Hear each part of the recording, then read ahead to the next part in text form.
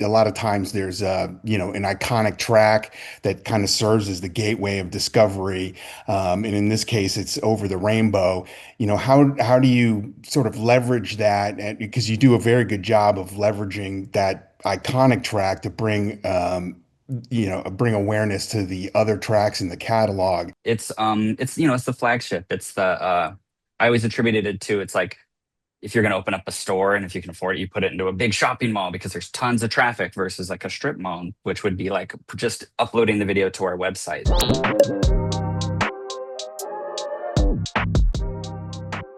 Matthew D'Amico, Senior Marketing Director at FUGA for Catalog.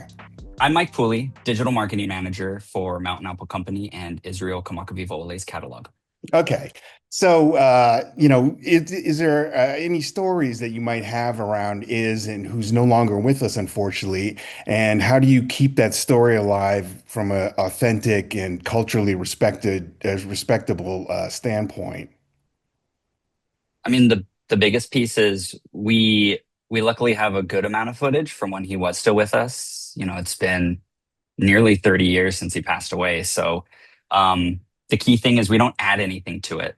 We don't we use his words, his music, his performances. On social media, we tend to avoid trends and things like that because we are using his name on the profile. So we're following his I don't know if he would be into TikTok trends. So I just go along with what he was into, which is what he says in interviews. And it's literally just following um, the record that we have, not the album, but the record of we have of conversations with our owner, John DeMello, and knowing who he was as a person and just trying to respect that as we go through all of the video footage and things like that. Yeah, because you have sort of a unique challenge in the sense that you kind of have to reimagine limited archive assets to create fresh and engaging content, Yeah. to bring in new audiences, but there's only a finite amount of it. Like, how do you deal with that?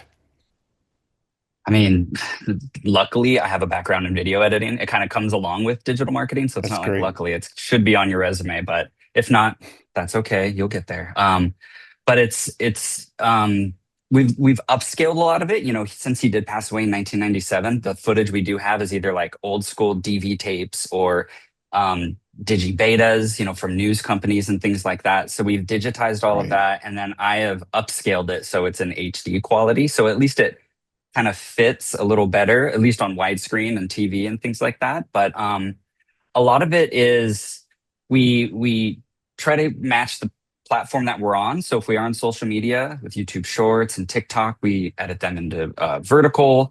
Um, at times with performances, we're able to, we have some live records also. So we'll sync instead of just using the basic audio from the recording, we will sync that. Utilizing B-roll because luckily we are in Hawaii. It's a beautiful place. It's everybody. I mean, and he's Hawaiian, so it's people generally attribute where we're from to Israel.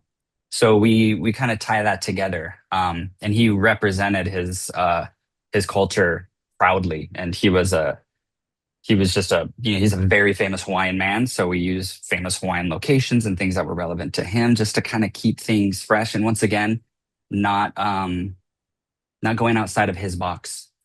Who knows what he would be into nowadays? You know what I mean? I don't know. He loved computers in the late 90s. He was probably on AOL. Um, not to date Israel, but yeah, it's just using the current technology to keep things going. I think he would love it. He would think it's so hilarious. He was kind of geeky, so he would love all this stuff we're That's doing. great. And no, we're not going to Uh, AI Israel. It's no avatars or anything like that planned. No, no, I'm no just is deep kidding. fakes. Um, in my role at Fuga, as a director of catalog, I know that a lot of times there's an iconic track that kind of serves as the gateway of discovery. And in this case, it's Over the Rainbow. How do you sort of leverage that? And because you do a very good job of leveraging that iconic track to bring awareness to the other tracks in the catalog. And I was wondering, what your thoughts were on that. Well, I started with Mountain Apple in 2008, and started out doing digital marketing with them. And they had a YouTube channel that didn't have much on it. So when we added Over the Rainbow on there, um, it kind of took a bit to take off, kind of like the track in general. It was released in the 90s and it didn't really, and Right. it took off like in the later 90s. It was put in Meet Joe Black and then 51st Dates. Those Yeah, syncs it's got really a helped get the really, song out there. right, really robust sync history there.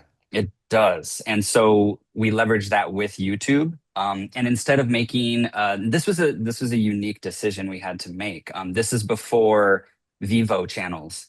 So we just made a Mountain Apple Company YouTube channel. And we highlighted Israel, but we had a ton of, we have a massive catalog. I mean, decades of Hawaiian music, lots of recordings, music videos from the 90s, tons of stuff. So we just started loading it there, but using Over the Rainbow as a flagship because as a label you serve the hits. If your audience loves a certain song, we don't want to Right. neglect our other artists. They're amazing and so talented. Or Israel's catalog. So it's the flagship. It's the I always attributed it to, it's like if you're going to open up a store and if you can afford it, you put it into a big shopping mall because there's tons of traffic versus like a strip mall, which would be like just uploading the video to our website. So Right. my point is on all of that is we would essentially load up everything as a label channel on YouTube, which nowadays it's a little complicated because, Vivo channels are popular and artist channels are popular along with YouTube music. But because we made that early decision to make a label channel, we were able to, really utilize Over the Rainbow to get those lesser songs in his catalog and in our other sides of the catalog to get to listeners. I mean, literally worldwide. YouTube is an amazing platform, obviously, but Absolutely. it's crazy how the music gets everywhere. Versus our owner always used the term, if we could only get our music beyond the reef, because in Hawaii, it's we're literally farther away from anywhere else. So YouTube has really allowed us to do that, and it's gotten a ton of exposure for our other artists, for Israel's the rest of his catalog. So, I mean, and then obviously once digital streaming came in, it's the algorithm luckily loves a song like Over the Rainbow, and Rightfully that really so. helped out as well. But YouTube was our gateway drug, if you will. What are some of the other artists and songs in the catalog that listeners might know or that you wanted to highlight? I mean, gosh, there's the brothers Casamero are one of our most legendary Hawaiian artists. Right. Their Home in the Islands is one of their biggest one. I mean, Hapa is a huge one. Like Pikake. Um, there's And you literally have so you have many. a lot of Don Ho in the catalog too, who's an iconic Hawaiian God, artist. yeah. I mean, we're lucky that um, John's been around for so long. His father, Jack DeMello, also owned a label. Um, even before Mountain Apple Company called Music Polynesia. And it's so artists like Don Ho have always been around us. So yeah, Tiny Bubbles. I mean, it's endless.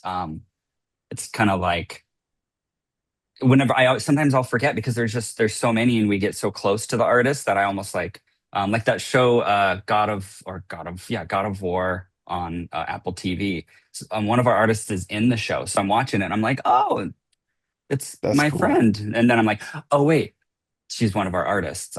I know her because of the show. Okay, yeah, yeah. So yeah, it's just the longevity. I mean, I started, like I said, digital marketing in 2008. The label has been around since the late 70s, essentially before I was born. So there's a lot of history. And it's awesome. It's like a Hawaiian music museum in our archive. It's very cool in It's that amazing. regard. I'm I think it's so very lucky. special. It is. I mean, because the history and the culture is so beautiful and unique. That yeah, it's I get so lucky just to thumb through photos that John took. Because luckily, John is a photographer and he's loved video. So a lot of the Israel footage we have is literally home video footage from John, like them recording at his house and things like that. So it's thank God he had a camera back in the day. Otherwise I'd have nothing. Right? Yeah, exactly. And the propensity to shoot all this stuff. I mean, a lot of labels don't have that, or it's all relying on third parties and that kind of thing that you have to then license. So, Right. you're very fortunate to have that like in-house archive of sorts. Right. Shot by the owner, so it's not like I have to get permission. Exactly. It's you've even though is no longer with us and hasn't been for some time, there's you've built a pretty robust TikTok account for him that's sort of breathing new life into the legacy music. How do you balance that kind of participation with authenticity and respect for the artist's identity, and keeping it, true to him as much as possible. Well, it's similar to, what I was saying with just like keeping everything, not adding to anything. The edits are, it's just clips from existing video. Right. Like I said, he passed 11 years before I joined the company, but I've watched so much video footage from him and so many stories from John and other employees that have been around forever. So I kind of feel like I know him. Like I get emotional watching certain things because I'm like, oh, buddy, and then I'm like, wait, I've never even met the guy. But it's, you feel like a closeness with them. So um, Right. I try to keep everything, like I said, super short, authentic. His words, not ours. If I add any text copy to the post, I try to keep it either a quote from him, something relevant from either his emails or things like that. I don't add a lot because once again, we try our best to be as sensitive as possible because it's not him. He has, I know he would be on it. He would be so hilarious. So that's why we're confident in doing it. Any decision we make with something like TikTok, I mean, we'll get comments where they're like, didn't you die? And well, it's because we're not him. It's just like, the John Lennon or the Bob Marley. It's there to, I mean, I don't mean the Kurt Cobain, I mean like their accounts. People are posting just Right. to keep the music out, keep fans happy. It's, fans want to see it. I'm a massive music fan. I love to see all of those artists, the archival footage, behind the scenes stuff.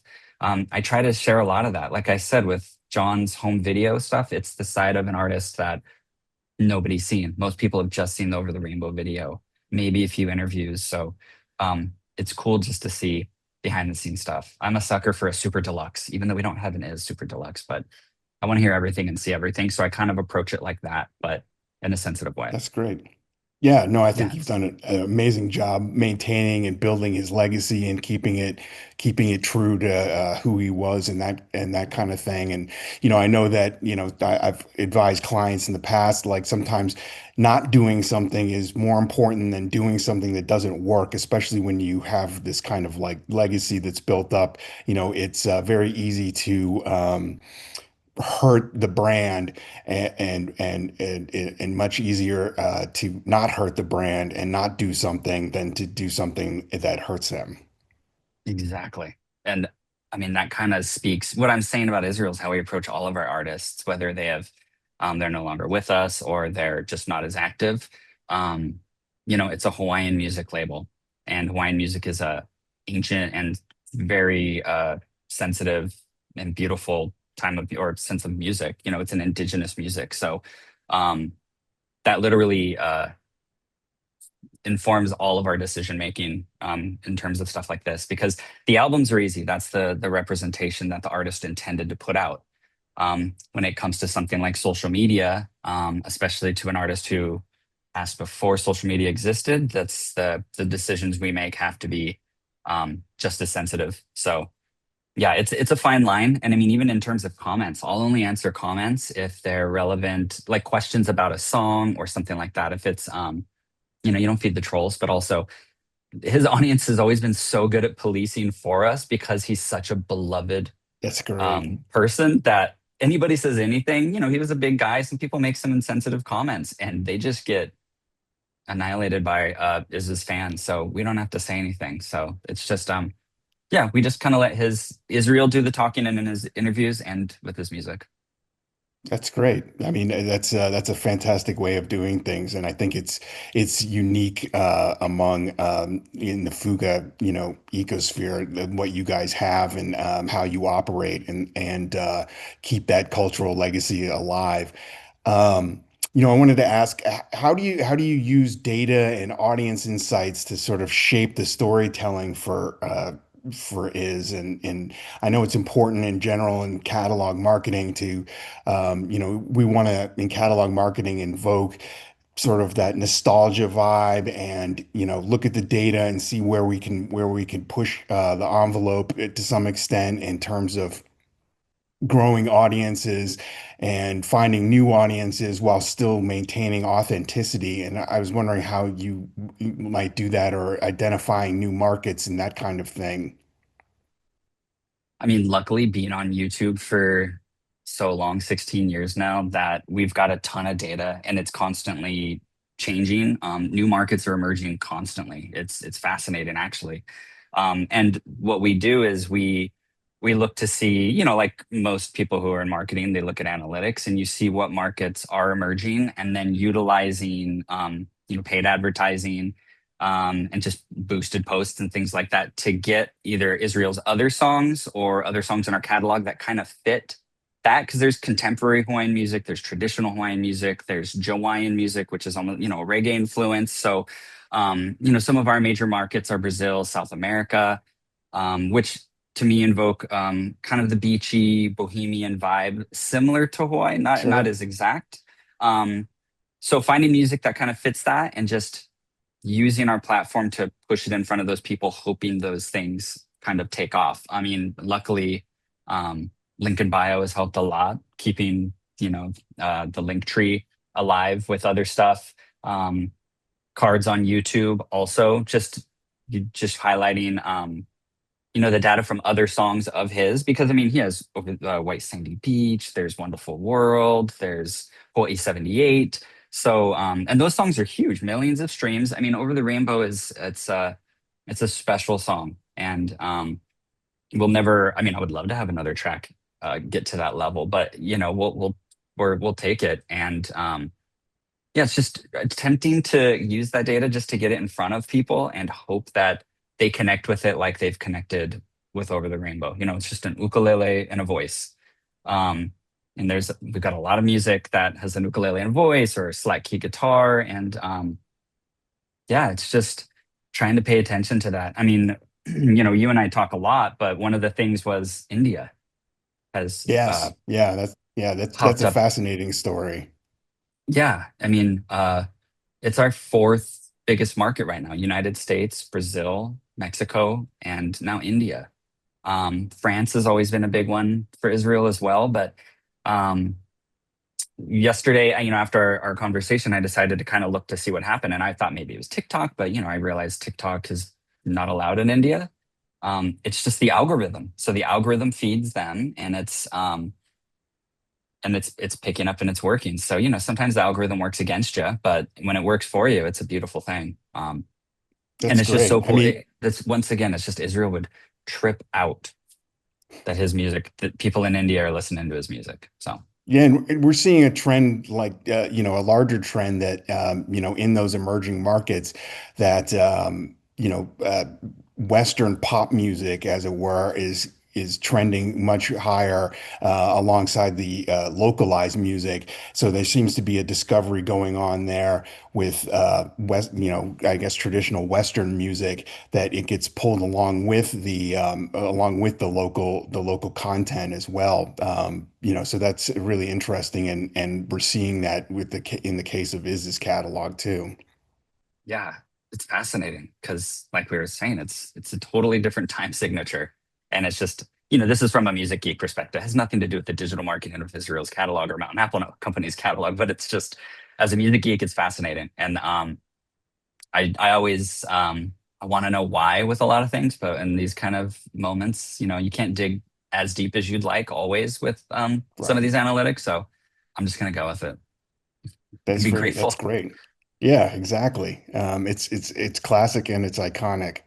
And then, so just to wrap up, we talked about how some of the challenges around content and marketing an artist that's no longer with us, and how to reimagine limited amounts of assets in today's market. We spoke about leveraging an iconic lead track in Over the Rainbow and how that pulls along the rest of the catalog at Mountain Apple, as well as Iz's catalog, and spoke a bit about TikTok and breathing new life into legacy music, using that platform, as well as how data and audience insights come into play when marketing catalog music. I just wanted to say thank you, Mike, for participating in this chat. I thought it was really informative, and we are truly honored to work with this iconic catalog and this iconic artist, and keep his legacy and the legacy of the label going for eternity. Thanks so much, Matt. I really appreciate it. I love a good geek out session, especially with Thank you. music and data. It makes me, thanks for making me sound smart with those kind of questions. So yeah, thank you.